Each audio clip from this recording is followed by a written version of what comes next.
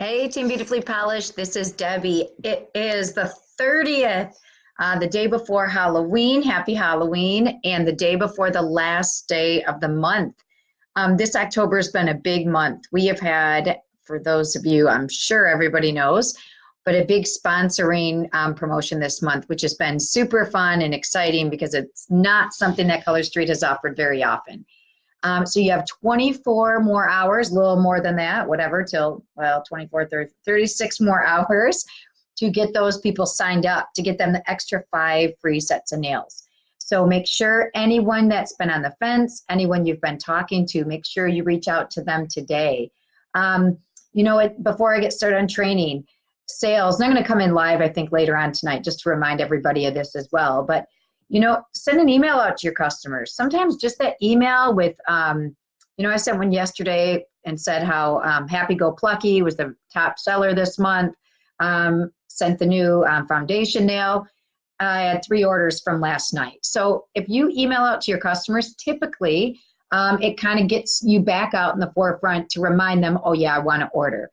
So if you're still looking for orders to help you hit BQ this month or help you hit certain goals you're trying to hit, I highly advise reaching out to people, sending an email through your back office, and trying to get those sales.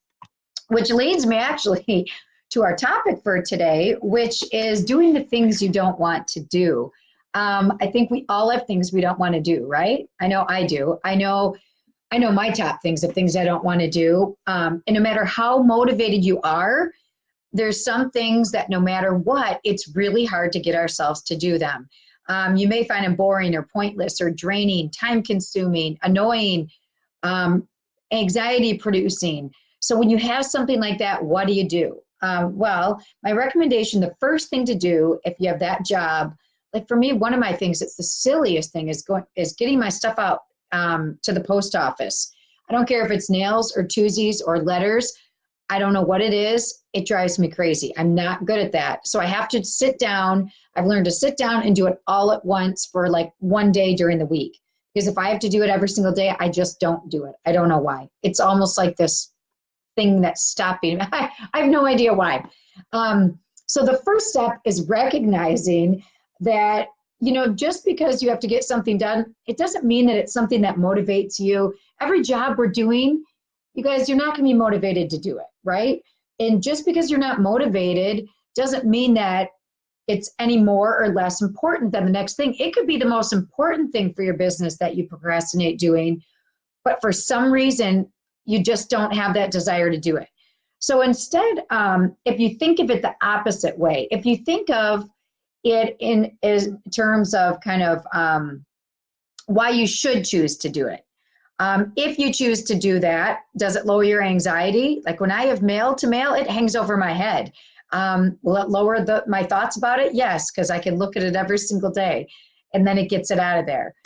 Does it benefit someone you care about? Of course, if I'm mailing something out, right? Does it lead to financial gain for you? Does it avoid a negative consequence? Does it make you feel good about yourself? Sorry. Does it clear your mind? Does it align with your values? Does it reduce your stress? All of these different things could go along with that job that if you did it, would it do any of those in return? So with that said, the one thing I'm going to focus on today is reaching out to customers, because I think that is something that almost every person on every team and every sales business procrastinates on, whether it's a thank you, whether it's reaching out to get your next party, whether it's reaching out to talk about the business, any of it.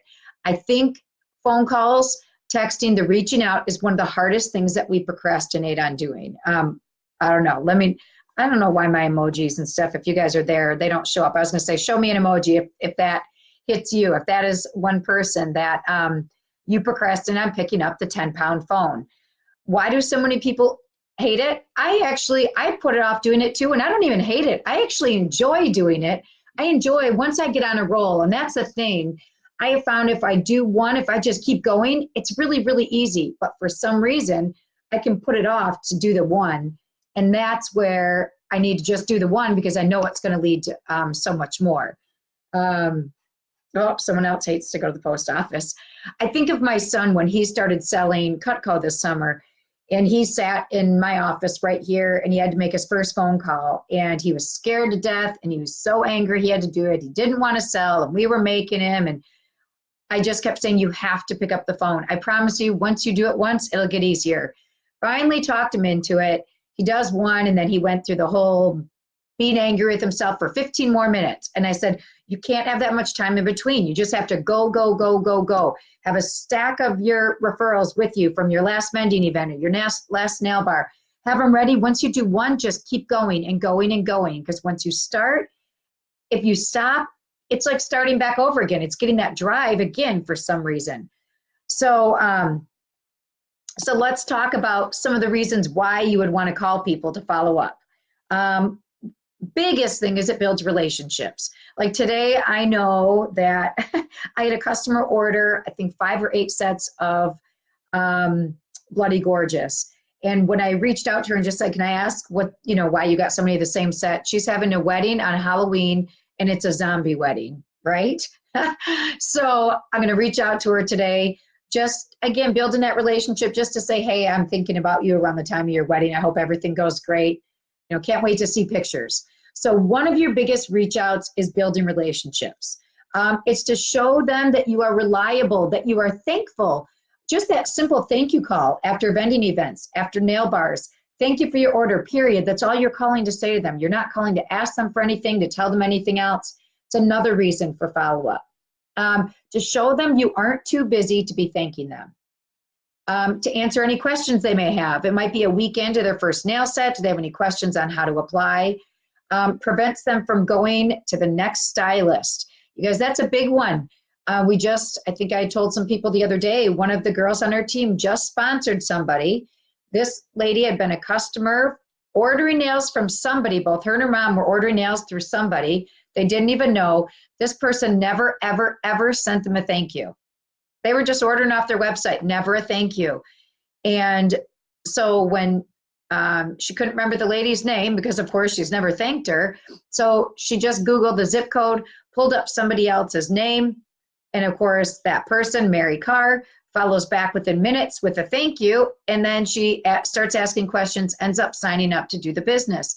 You guys, that's, if you get, I know at events you're thanking people, but if someone places an order and you get an email, that is a follow-up you have to do. You have to make that phone call, that text, that email, and say thank you. That's critical to keeping these customers. So why else are you going to follow up?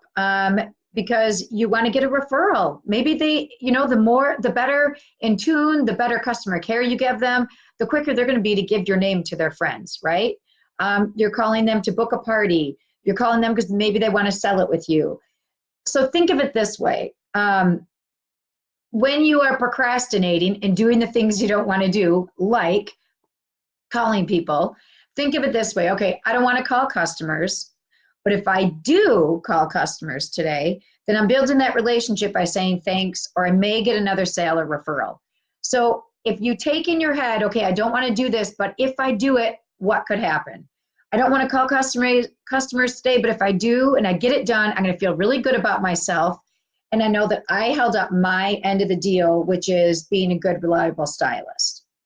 I don't want to call customers and offer the business, but if I do and I get a no, that means I'm one step closer to getting my yes to someone doing the business. Okay, so that when you're battling your inner self of, I know I need to call them, I know I need to call them, and your papers are sitting right there, or whatever you look at to make your calls, think in your head, what benefit is it going to do for you? There's some benefit from calling these people. And maybe it's really easy for you to do follow-up. I'm just using follow-up as an example because I know it's really big for a lot of people. It might be the post office, like I said. It might be reaching out to team members. But whatever it is, take that thing and think, how can it benefit you to get you over the hump of procrastinating? Follow-up really is key. You may have another thing that you put off doing. Maybe it's sending cards or recognition or organization. I don't care. Figure out what it is and figure out what it can do to benefit you. Okay, so once you've done that, now what's real important to do to also tackle those things that are hard to do, is figuring out how you're going to structure your time to get it done. Like I said earlier, for me, for the post office, I know darn well I won't do it every week. So I know I need to save one day for getting all my stuff together. And yes, every once in a while I have like the other day I had a friend who emailed me or texted me, can I get this set of nails? Absolutely, I got it in the mail, but it did take me a day. I didn't do it that day. I didn't do it till the next day. So make sure, you have a day set aside. Organize your time how you know it's going to work. Okay. So if you know that every Friday from 2 to 3 o'clock, you're going to get your mail together. Every Wednesday from 5 to 7, you're going to do your follow-up phone calls. However you do it, or maybe it's going to be every day for 15 minutes from 5:30 to 5:45. I'm going to do follow-up calls. Whatever you can do, but make sure you honor the time that you scheduled for that activity. Another thing you can do is put a low frequency activity kind of in front of it. So for example, all right, I can't look at Facebook or I can't watch my TV show until I've called 10 customers today. So negotiate with yourself. If it takes negotiating with yourself, absolutely do it. I don't get to sit down until we tell our kids that, right? You don't get to watch TV until you do your homework. It's exactly the same thing. We have to be disciplined on doing our homework. So you don't get those extras. Maybe it's a treat. Maybe it's, I get a cookie or maybe it's just, something I get to have 15 minutes of doing something to myself and then pick out your action that's hard for you to do. Also, when you make your commitment, pick a time that like if you give yourself a 3-hour window, are you going to really spend 3 hours doing it? Probably not. So pick the amount of time that is realistic. So like I said, if you pick an hour a day, make sure you're willing to be committed for an hour. Otherwise, put it at 20 minutes or 30 minutes, whatever you can do. To begin, if you have that one job, you keep putting off on, if you're terrible about follow-up, well then, start with one party at a time, right? Start with, okay, I'm going to make an action step of maybe doing, 10 minutes a day for 3 days this week. Then maybe the next week it'll be higher and then higher. If that works for you, some people can jump right in. If they're disciplined enough, if they have it down, they'll do it. You got to have kind of that get her done mentality, right? You want to get it off your plate so you can mark off the whole entire day of tasks. Otherwise, it just sits there. So another thing I'd mentioned too was the putting it kind of with something else, like pairing it with an activity, but you could also pair it with like a location. So if you hate doing follow-up calls, but you love going to Starbucks and just sitting there and sipping on, I do chai tea, maybe you're a coffee or frappuccino person, then maybe you're going to give yourself permission one day a week to go to Starbucks for an hour, you get yourself a drink, and that's where your follow-up calls are going to be. Maybe it's going to be sitting by a cozy fire as we're getting so cold and yucky out. But put yourself in a place where that you're going to be motivated. Put a desirable location with maybe the task you don't love to do as much, unless it doesn't work. Some tasks you can't just do anywhere, right? You can kind of try layering tasks. So for example, I know I have to walk the dog. I try to every day or she's berserk. So I know I have to walk the dog. So that's a great time for me to take calls that I'm not taking notes. That's a great time for me to listen to podcasts or listen to books on audiobooks, because I can kind of kill 2 birds with 1 stone as I'm walking her. So maybe you're a person who, I can't do stuff like that on the treadmill, but if you're a person who wants to exercise on the treadmill and get something like that done, that's a great way to be able to mix 2 things at once, so you can kind of take 2 off the checklist, especially if it's something you don't like to do with something you do like to do. So I challenge you this week to figure out your biggest hurdles. What are your biggest jobs that you guys procrastinate on, that you just, no matter what you do, it's hard for you to get motivated to do it. Think of what it is and how are you going to strategize your schedule? How are you going to strategize what you do in order to be able to get it done? Right now, you know, a lot of people are working on Cancun. A lot of people are working on rank promotions. A lot of people are working on signing people up. Maybe, again, if it's phone calls, you're going to make a goal today. Like I know my goal today is to get 3 more parties. So I am going to be reaching out to people constantly today through text or messenger or phone calls to get 3 more parties today. So I really didn't set a time frame. Mine is going to be until I can get them. So set a goal for yourself, picking one of your hardest tasks to do and get it done. And maybe it's going to match, like I said, one of those things that a lot of us are working on. We still have today and tomorrow left in this month. These are big months, you guys, and we're really jumping into the biggest season of the year. Our Monday team call, which I'll be posting today too, is going to be all about how to make $1,000 in 6 weeks. So again, it's going to involve a lot of the stuff we talk about and some of the things that we don't like to do, right? So I urge you to think about those things and get started on them. Someone uses a pirate ship. I use a pirate ship. It's free to sign up. The only way you pay for it is label and cheap. Oh, I see, Dora. It's a shipping thing. Do you know, I hate to tell you this, Dora. I have a scale in my house and I go through PayPal. All I have to do is walk to my mailbox and put things in the mail, and I still put it off. So I have all the tools to do, for the most part, unless it's a heavy box, do what I need to do, but it still doesn't mean I do it. It's a crazy thing.